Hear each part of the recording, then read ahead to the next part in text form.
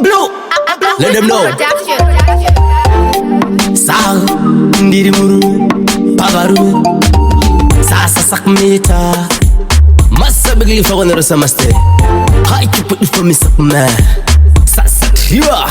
Kahunu ikako kekuda munu nekuta nenga chikwitira chinhu kasi. Kahunu ikako kekunyepera vanhu kutune zvinhu sina kanda chinhu. Kahunu ikako kekudanana nemunhu chiziva kuti ane munhu. Kahunu ikako kari kuvengesa nekuurayisa nevanhu. Kahunu ikako kekuita sekungonondipa mwoyo kufema hansi usina ini upenyu hunorema miremo nezvenyu achachema hapana zvinozivikanwa irima.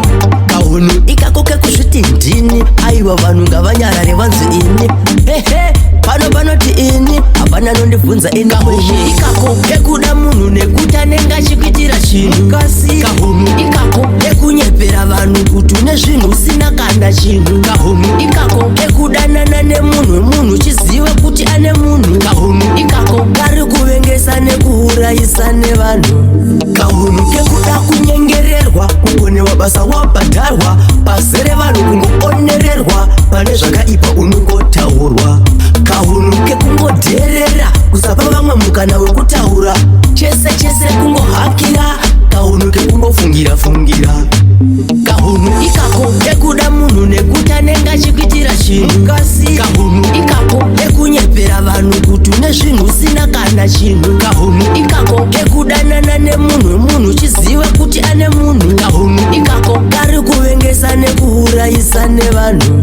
Kahunu kekureva wawaswera naye uchimusasaradza uchizviti ndiwe munhu kwaye. Kahunu kekupa mukasiye kupinda pame vanhu vasipo usina fiye. Kahunu kekuroya munhu asina mhosva da kumuraya. Kuvenga noshanda chaziya kanoda prayer. Kahunu kasina basa. Kahunu ikako kekuda munhu nekuta nenga chikwitira chinhu kasi. Kahunu ikako kekunyepera vanhu kuti une zvinhu usina kanda chinhu. Kahunu ikako kekudanana nemunhu chiziva kuti ane munhu. Kahunu ikako kari kuvengesa nekuurayisa nevanhu. Acoustic production.